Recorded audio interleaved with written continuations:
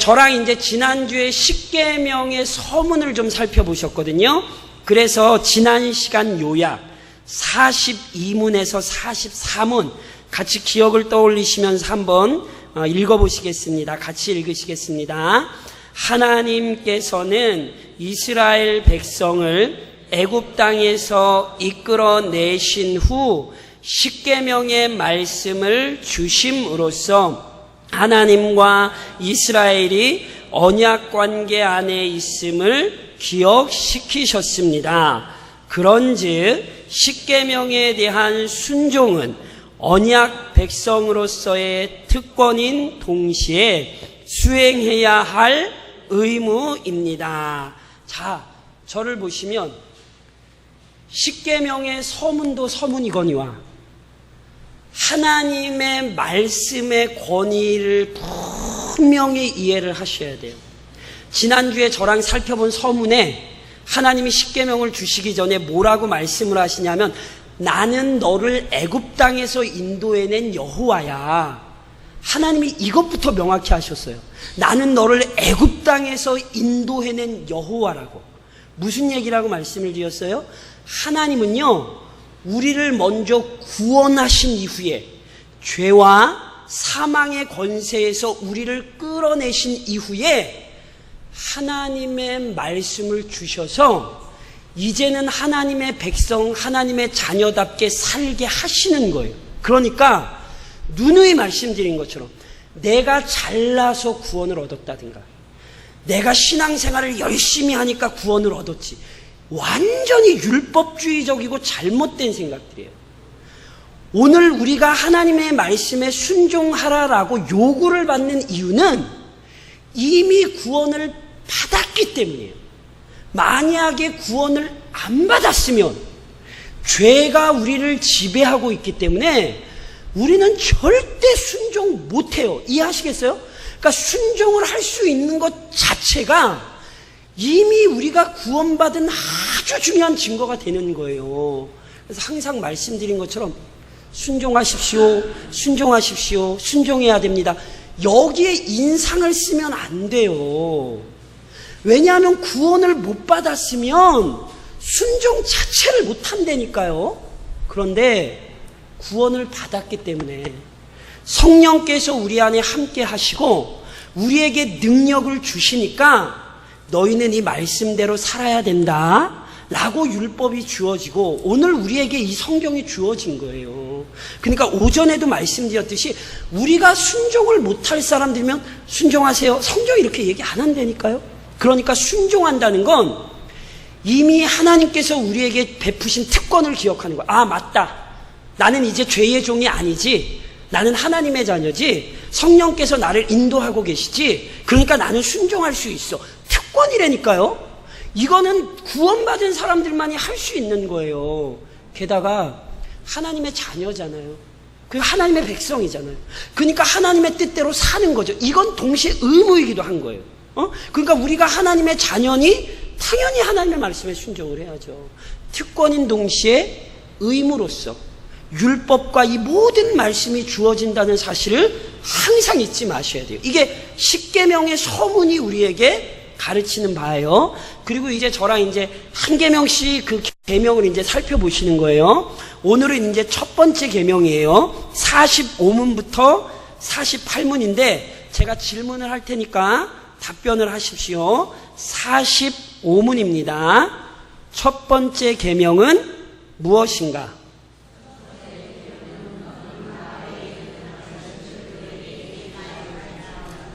예, 46문입니다. 첫 번째 계명이 요구하는 것이 무엇인가?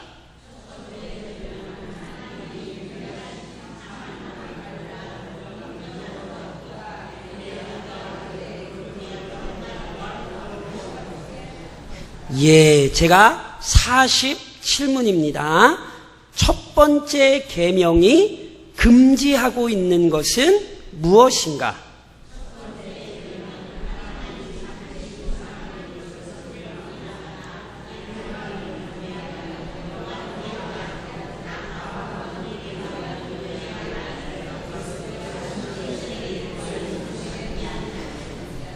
마지막 48문입니다. 제가 묻겠습니다.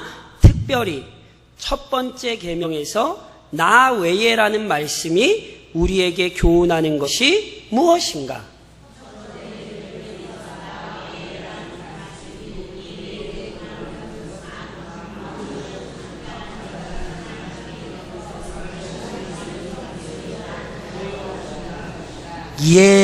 저를 좀 보시면 제가 이제 설명을 드릴 테니까 집에서 시간 없을 때 한 번씩 이렇게 좀 읽어보시면 좋아요. 첫 번째 계명이 무엇인가? 너는 나 외에는 다른 신들을 내게 잊지 말지니라. 이게 어떤 의미인데요? 그러니까 그 의미들을 우리 소요리 문답이 이렇게 쭉 밝혀놓은 거예요. 이건 이런 의미이다. 그리고 내용이 전혀 어렵게 안 돼 있잖아요. 저는 그냥 그 내용을 조금 이렇게 자세하게 설명을 드리는 것뿐이에요. 우리 소요리 문답은 굉장히 정리가 잘 돼 있습니다.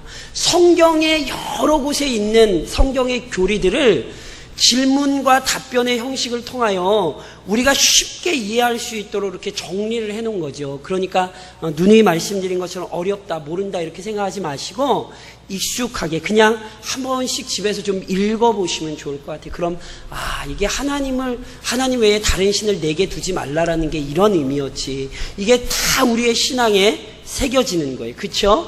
이제 오늘 내용을 좀 설명드리면 이런 거예요. 저를 좀 한번 따라 하시겠어요? 예배의 대상. 첫 번째 계명은요, 예배의 대상을 명확히 하는 거예요. 이게 첫 번째 계명이에요. 우리가 예배하는 분이 누구인가, 이거를 가르쳐 주는 게 10계명 중에 첫 번째 계명인 거예요. 그리고 그것은 이렇게 시작되는 거예요. 자, 하나님께서는 자신의 형상을 따라 인간을 창조하셨습니다. 몇 번 설명드린 것처럼 하나님의 형상이란 그냥 하나님이 우리처럼 눈이 두 개고 코가 하나고 이런 의미가 절대 아니라고 말씀을 드렸죠. 하나님의 형상이란 하나님의 성품을 닮아 하나님과 친밀하게 교제할 수 있는 존재로 창조하셨다라는 의미라고 말씀을 드렸어요. 에덴 동산에서 하나님이 거니시던 그 동산에 인간이 함께 거닐었고, 하나님이 아담아 부르면 아담이 네 하나님 그러고 대답을 했다니까요. 이게 하나님의 형상이에요. 하나님과 아주 친밀한 교제를 나누는 거예요. 그런데 죄가 들어와서 어디에 문제가 생겼냐면 하나님의 형상에 심각한 문제가 발생했어요. 그래서 하나님의 형상 자체가 사라진 건 아니에요. 하나님의 형상은 여전히 우리에게 있어요. 그런데 기능이 잘못됐어요. 그래서 그 기능이 제 기능을 발휘 못해서 하나님께서 만들어 두신 대로 행동하는 게 아니라 오히려 하나님께서 만들어 두신 뜻과는 반대로 행동을 하는 거죠. 이번 주에 저희 식당에 커피 자판기 있잖아요. 그거를 또 고장이 났었죠? 조금? 그래서 고장 났을 때 커피 넣으면 뭐가 나옵니까? 커피가 안 나오고 커피 비스무리한데 영 이상한 게 나오죠? 마찬가지라니까요. 인간의 기능에 문제가 생긴 거예요. 근데 커피를 뽑아야 되는데 커피를 뽑지 못하는 것처럼 딱 봐서는 여전히 자판기잖아요. 그렇죠? 여전히 커피자. 외형에 문제가 생긴 게 아니에요. 근데 그 기능에 문제가 생겨서 이상한 걸 만들어내는 것처럼 인간의 죄도 마찬가지라니까요.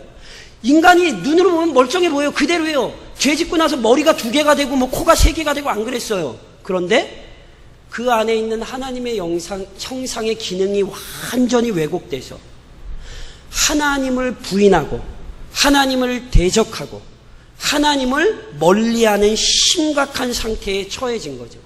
그래서 에베소서 2장에서는 모두가 본질상 진노의 자녀였다 이렇게 얘기해요. 본질상 진노의 자녀예요. 즉 진노를 받을 수밖에 없는 처지에 있었단 말이죠. 그리고 그 본질상 진노의 자녀라는 특징을 나타낸다니까요. 예전에 이런 말씀 드렸잖아요. 죄를 졌기 때문에 죄인이 아니에요. 이해하시겠어요? 그러니까 아담이 범죄한 이후에 우리는 태어나서 죄를 졌기 때문에 죄인이 아니라 이미 죄인으로 태어나요. 그래서 생각하는 게 죄고 행동하는 게 죄가 되는 거란 말이에요. 이해하시겠어요? 그러니까 이미 죄인으로 태어나기 때문에 이미 하나님을 적대하고 인간을 스스로 신의 자리로 높이는 거죠. 그래서요, 하나님의 형상이 왜곡되었기 때문에 창조주 하나님, 영원하신 하나님, 우리의 하나님 아버지를 섬기는 게 아니라 끊임없이 인간 안에서 우상을 만들어내는 거예요. 그리고 우상 숭배를 잘 기억하셔야 돼요. 다음 시간에 두 번째 계명하면서 다시 설명드리겠지만, 자, 우상 숭배란 쉽게 설명하면 하나님 외에 다른 것을 섬기는 거죠. 그렇죠? 하나님 말고 다른 건 다 우상이에요. 그러니까 하나님 말고 다른 걸 섬기는 거거든요. 그런데 하나님 말고 다른 신이 어디서 나왔게요? 하나님 말고 다른 신이 어디서 나왔게요? 그쵸? 박문택 집사님 이제 대답을 잘하시잖아요. 계속 공부하시니까. 예레미야 51장으로 가보시겠어요? 구약성경 예레미야 51장으로 보세요. 51장으로 가시면 저랑 이 구절을 한번 확인을. 자, 예레미야 51장 17절을 보세요. 그러면 우상에 대해서 성경이 어떻게 얘기하는가를 잘 보세요. 구약성경 예레미야 51장 17절 같이 한번 읽으실게요. 저랑. 예레미야 51장 17절입니다. 구약성경 1137면 즈음에 이 구절을 잘 기억하세요. 같이 읽겠습니다. 예레미야 51장 17절. 사람마다 어리석고 무식하도다. 금장색마다 자기가 만든 신상으로 말미암아 수치를 당하나니 이는 그 부어 만든 우상은 거짓이요 그 속에 생기가 없음이라. 자, 사람마다 어리석고 무식하다는 얘기는요, 못 배워서 가방끈이 짧다 이런 얘기 아니라 죄에 물들어 영적으로 무지하다는 얘기예요. 그러니까 영적으로 무지한 게 어떤 결과를 만들죠? 자기가 만든 신상. 자, 다시 여쭤볼게요. 우상이 어디서 나왔어요? 인간의 마음에서 나온 거예요. 이게 죄예요. 인간이요, 하나님을 외면하고는 스스로 신을 만들어내는 거예요. 제가 행복에 관한 시리즈 설교하면서 이런 말씀 드렸죠. 행복은 우리의 목적이 아니에요. 그런데 인간들이 그렇게 착각을 하는 거예요. 돈 많다고 인생이 복된 인생이든가요? 아니라는 사실을 보잖아요. 지금 돈 많아가지고 쇠고랑 차고 감옥에 들어가고 법정에 서고 난리들 치잖아요. 물론 이 땅에서 그렇게 심판 안 받을지 모르지만 어찌됐건 최종적으로는 하나님이 심판하시는 게 분명하니까. 그러니까 돈을 자기의 신이라고 생각을 하는 거라니까요. 누가 만든 거예요? 인간의 마음이 그렇게 만든 거예요. 그러니까 보세요. 내가 신을 만들어요. 그러면 신이 센 거예요? 내가 센 거예요? 그쵸. 이게 우상숭배라니까. 그러니까 우상숭배는 어떤 다른 대상을 섬기는 게 아니에요. 우상숭배의 결국은 인간 자신을 숭배하는 거예요. 인간이 자기가 만든 것보다 탁월하다고 생각을 하고 내가 내 마음대로 신도 만들어내고 내가 모든 걸 다 조작하는 거예요. 결국 하나님을 외면하고 자기 자신을 섬기는 것. 이게 우상숭배라니까요. 이게 우상숭배. 이걸 제가 두 번째 계명하면 조금 더 자세히 다음 주에 설명을 드릴게요. 어찌됐건 이런 부패한 인간의 본성은요, 종교 통합이라는 이름으로도 나와요. 자, 절 보세요. 절. 이런 얘기 되게 많이 들어보셨을 거예요. 하나님은 한 분이시고 그 하나님을 부르는 이름이 다른 거고 그 하나님을 찾아가는 방식이 다른 거라고. 그래서 원래 하나님이나 알라나 부처나 또 뭐 있죠? 뭐 문선명이나 다 똑같은 거라고. 우리는 어차피 같은 하나님을 섬기는 거라고. 절대 그렇지 않습니다. 캐톨릭의 하나님과 우리의 하나님이 같습니까? 다릅니까? 제 누님이 말씀드려요. 캐톨릭 하나님 섬기잖아요. 그래 안 그래요? 그러면 그 캐톨릭이 섬기는 하나님과 우리가 섬기는 하나님 같아요? 달라요? 다르다고 정확히 얘기를 하셔야죠. 언제 우리 하나님이 성모를 만드신 적이 언제 있어요? 동정녀 성모 마리아라는 개념을 하나님이 언제 그렇게 말씀해 주셨냐고요. 우리가 섬기는 하나님이 언제 연옥이라는 걸 만드셨냔 말이에요. 우리가 섬기는 하나님이 언제 교황은 무호하다 그렇게 말씀하신 하나님이 성경에 있어요? 없잖아요. 그러니까 그런 얘기에 현혹되시면 안 돼요. 종교 통합하는 사람들이 와서 부르는 이름이 다른 거라고. 같은 하나님이고 같은 말씀인데 다른 방법으로 섬기는 것뿐이라고. 그러시면 절대 안 된다니까요. 우리의 하나님은 어디에 나타난 하나님입니까? 저를 따라하세요. 이렇게 부르면 이렇게 말씀하셔야 돼요. 따라하세요. 성경을 통하여 자신을 계시하신 하나님. 이렇게 얘기하셔야 돼요. 성경을 통하여 자신을 계시하신 하나님을 우리는 믿는 거지, 이 사람이 믿고 저 사람도 믿고 이름은 잘 모르지만 어찌됐건 한 분이신 하나님 이렇게 가시면 안 된다니까요. 오늘 성경의 얘기가 아주 중요한 이유예요. 서문에도 분명히 하나님이 자기를 뭐라고 말씀하셨냐면 나는 너를 애굽 땅에서 이끌어낸 여호와야. 하나님이 스스로 자신을 그렇게 설명을 하시잖아요. 모세가 하나님의 이름을 물었죠. 그때 하나님이 친히 자신의 이름을 나는 스스로 있는 자다 나타내셨단 말이에요. 그러니까 우리는 하나님을 섬긴다라고 할 때 특별계시 성경에 의존하여 성경이 가르친 하나님을 믿는 거지, 성경이 안 가르친 하나님을 하나님이라고 생각을 하시면 안 되는 거예요. 그래서 아무리 하나님에 대한 얘기를 해도 그 사람들이 얘기하는 하나님이 성경과 다르면 그건 이단이라고 얘기를 하는 거예요. 이게 이 시대의 심각한 문제예요. 너 좋고 나 좋고 다 같이 좋은 대로 같이 화목하여 행복하게 살자. 이게 이단이래게. 이게 이단. 절대로 뒤섞이시면 안 돼요. 기독교 신앙은 혼합주의를 배격해요. 절대로 우리의 신앙은 순수해야지 절대로 거기에다 무언가를 뒤집어 섞으시면 안 되는 거예요. 이해하시겠죠? 그래서 누군가 하나님을 얘기할 때, 그리고 누군가와 하나님에 대해 이야기할 때 반드시 그 하나님이 성경이 우리에게 알리신 하나님이 아니라면 같은 하나님을 섬긴다라고 얘기하시면 안 됩니다. 그것은 성경의 하나님을 부인하는 것입니다. 그래서 첫 번째 계명은 우리에게 유일하신 하나님, 영원토록 유일하시며 홀로 영광 받으셔야 되는 하나님만 설명하는 거예요. 나 외에는, 우리 하나님 외에는 하나님이 없지요.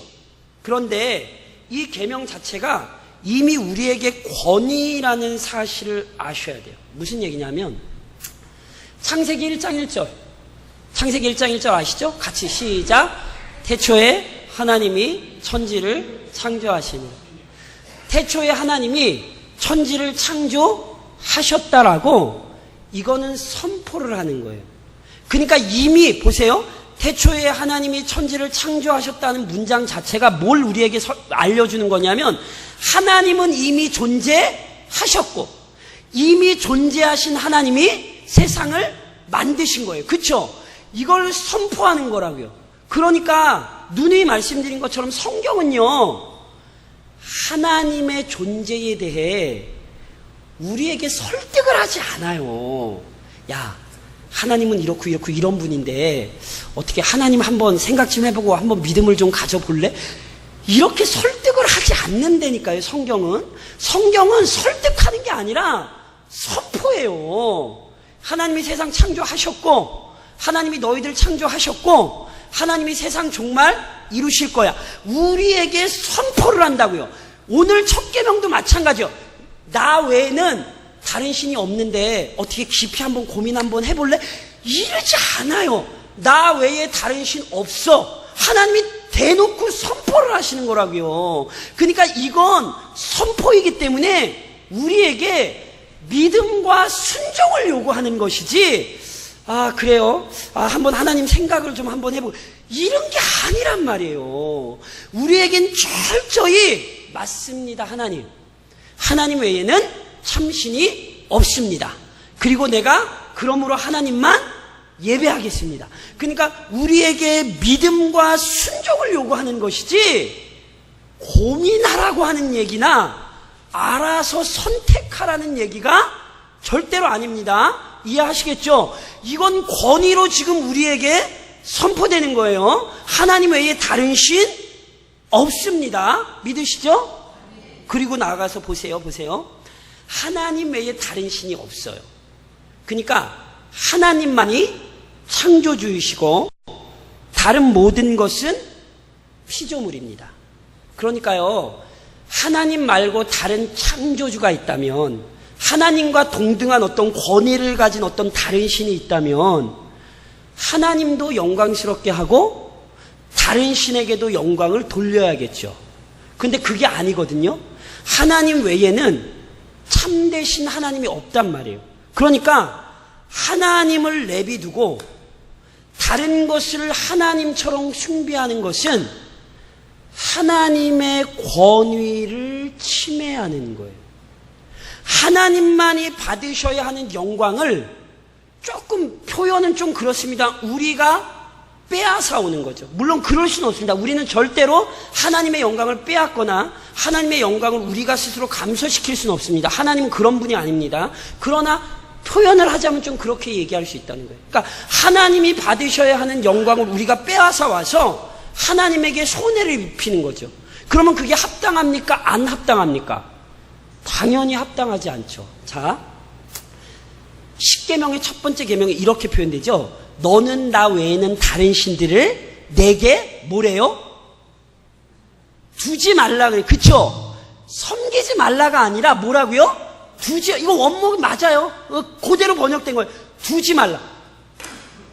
놓지 말라. 이런 얘기예요. 이해하시겠어요? 좀 이상하다고 생각 안 해보셨어요? 하나님 외에 다른 신을 섬기지 말라. 이러면 명확할 것 같은데 뭐 하지 말라? 두지 말라. 생각 안 해보셨어요?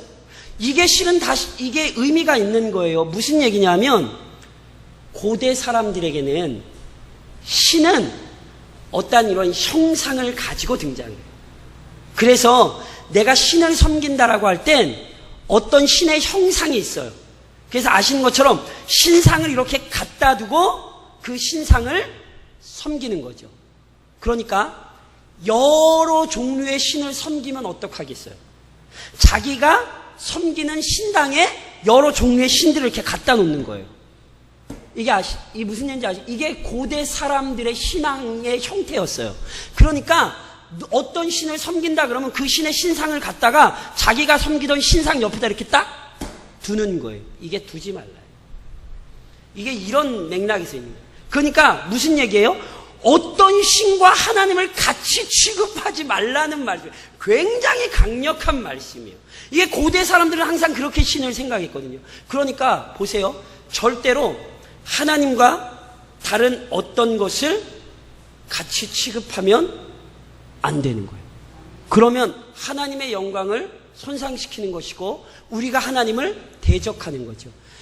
오늘 제가 오전에도 새벽에도 그런 말씀을 드렸는데 다윗이 큰 어려움을 당했을 때 지 아들 압살롬에게 피해서 죽기를 구하며 살기를 구하며 그렇게 도망치고 있을 때 다윗이 시편에서 뭐라고 고백을 하냐면 하나님만이 나의 방패시오.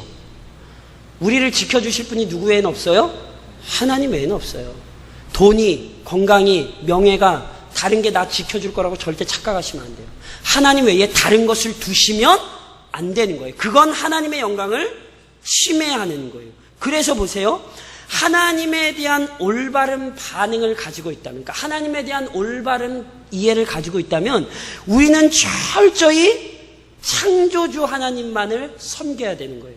다윗이 고백했던 것처럼 하나님만이 나의 방패입니다.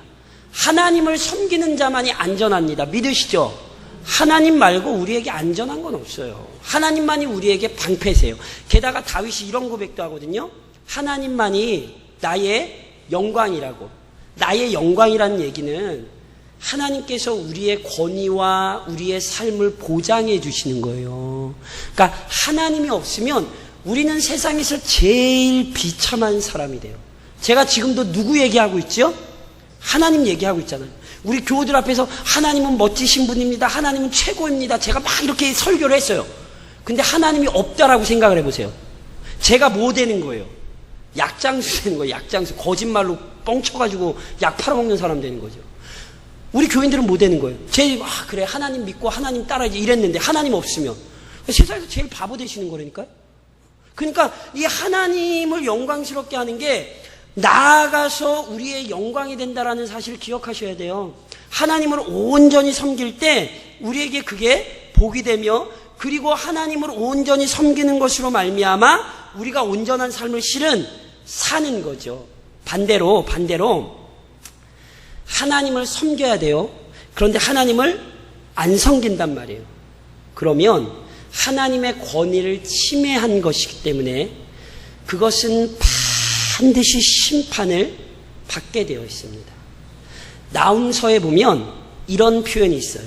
여호와는 질투하시며 보복하시는 하나님이라. 이게 두 번째 계명에도 가면 두 번째 계명에서 하나님이 설명하실 때 자기를 뭐라고 설명하시냐면 나는 질투하는 하나님이다 이렇게 설명하신단 말이에요.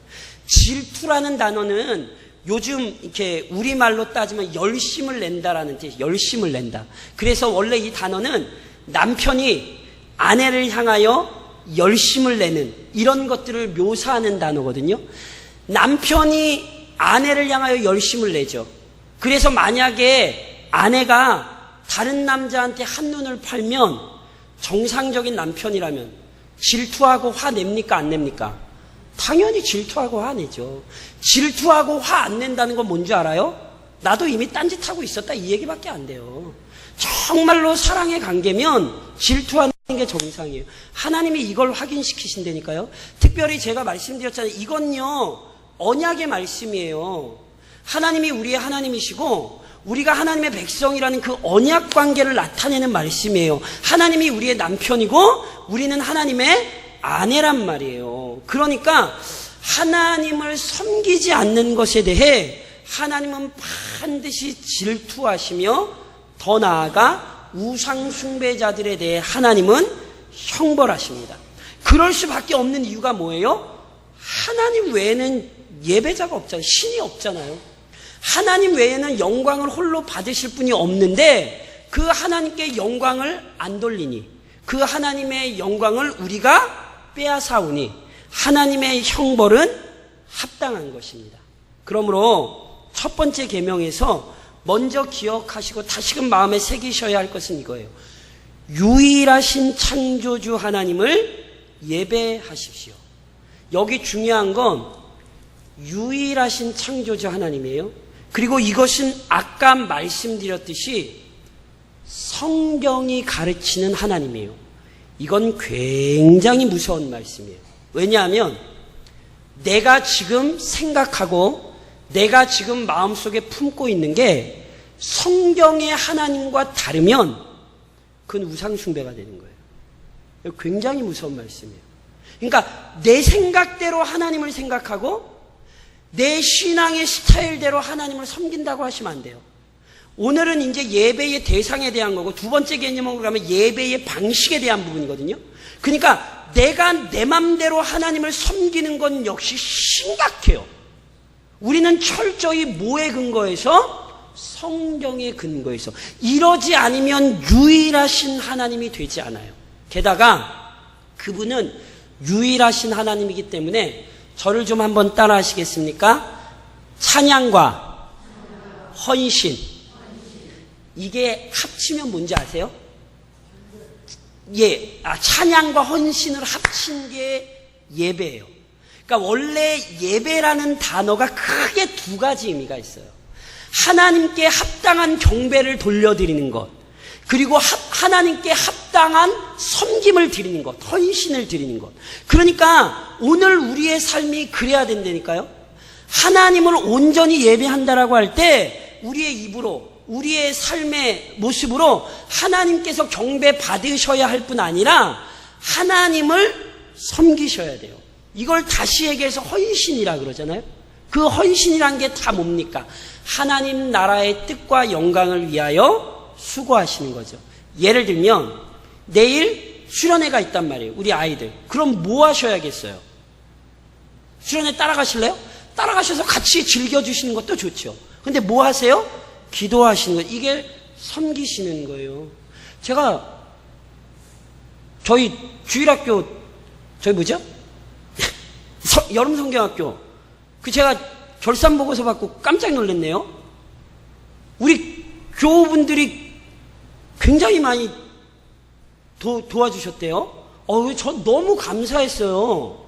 어린아이들 그 행사한다고 우리 교우들이 이분저분들이 그거 다 뭐죠? 헌신입니다. 그게 큰 액수고 이게 중요한 게 아니라 죄송해요. 할머니 쌈짓돈을 저 굉장히 그래서 제가 저 결산 올라온 거 너무 감사하다 그랬어요. 얼마나 감사해요. 그게 예배예요. 하나님께서 나에게 주신 것이 많고 적은 게 중요한 게 아니라 그것을 하나님의 영광을 위해 이렇게 드릴 수 있는 것, 이게 다 예배하는 것입니다. 그래서 이번 한 주간도 그렇게 사셔야 돼요. 하나님을 찬양할 뿐 아니라 하나님 받으시기에 합당한 모든 경배를 돌리셔야 돼요. 시편 150편 6절에 보면 호흡이 있는 자마다 여호와를 찬양할지어다. 할렐루야. 우린 유일하신 하나님을 아니까 그 유일하신 하나님을 그렇게 찬양해야 합니다. 더 나아가서 절대로 두 마음을 품지 않도록 주의하십시오. 누누이 말씀드린 것처럼 하나님은 두 마음을 굉장히 싫어하세요. 그런데요, 두 마음을 품는다는 건 실은 막 내가 억지로 막 두 마음을 품고 싶어서 어리석어서 품을 수도 있겠지만 실은 우리의 인생의 연약함 때문에 우리는 자꾸 딴 생각들을 하게 되어 있습니다. 살다 보면 돈 때문에 걱정하세요, 안 하세요? 아시잖아요. 아파서 걱정하세요, 안 하세요? 하시죠. 나 죽으면 우리 애들 어떻게 될까? 때때로 그런 걱정들을 하시잖아요. 그러니까 그런 걱정들이 들 때마다 철저히 다시금 마음을 돌이키셔야 돼요. 무슨 얘기냐면 우리의 머릿속에 악한 생각 또는 성경과 다른 생각들이 드는 건 우리가 가진 연약함이에요. 아무리 말씀을 열심히 보고 아무리 순종하고 막 그러고 살아도 사단이 계속 악한 생각을 이렇게 우리 마음에 집어던지고 우리가 여전히 연약하기 때문에 그런 연약한 생각들이 우리에게 든다니까요. 그러니까 그게 하나도 안 들 거라고 생각을 하시면 인간이 어떤 존재인지를 모르는 거예요. 중요한 건 그리스도인과 불신자가 어디에서 차이가 나냐면 그리스도인들은 그 두 마음이 찾아올 때 그 두 마음을 다시 버리는 거예요. 아니야. 나는 하나님 믿는 사람이니까. 나는 하나님 뜻에 순종해야지. 아니지. 내가 더 많이 기도하고 내가 우리 자녀들 더 많이 말씀으로 가르쳐야지. 그렇게 다시 마음을 다잡으시는 거예요. 이게 두 마음을 품지 않는 거예요. 한순간도 내 마음에 악한 생각이 안 들어오고 이런 건 없다니까요. 그래서 야고보가 이런 얘기를 해요. 두 마음을 품은 자들아 마음을 성결하게 하라. 이게 교회를 향하여 하는 얘기, 세상 사람들을 보고 하는 얘기가 아니라 교회를 향하여 하는 거예요. 교회 안에도 어떤 사람들이 있어서 두 마음을 품는 자들이 있는 거죠. 연약함으로 인해, 나약함으로 인해 때때로 악한 생각들이 들어오는 거죠. 그때마다 어떻게 하라고요? 아니야, 나는 거룩한 사람이야. 나는 믿음의 사람이야. 다시 말씀대로 살아야지. 우리의 마음을 성령의 은혜로 다시금 성결하게 채우셔야 되는 거예요. 그래서 예전에 참된 행복을 관하여 이렇게 시리즈 하면서 말씀드렸잖아요. 마음을 비우시면 안 돼요. 이해하시겠어요? 목사님, 제가 마음을 비우기로 살기로 했어요. 안 되신데, 마음 비우면 안 돼요. 큰일 나요. 귀신이 나갔다가 그 집이 소재된 걸 보고는 어떻게 했어요? 자기보다 악한 귀신 7 데리고 이거 영적인 비유예요. 영적인 비유. 우리의 마음은 절대로 아무것도 없는 공백 상태라는 게 없어요. 사단 아니면 성령이에요. 물론 성령이 우리를 떠나신다는 것 아닙니다. 성령은 언제나 우리 안에 머물러 계십니다.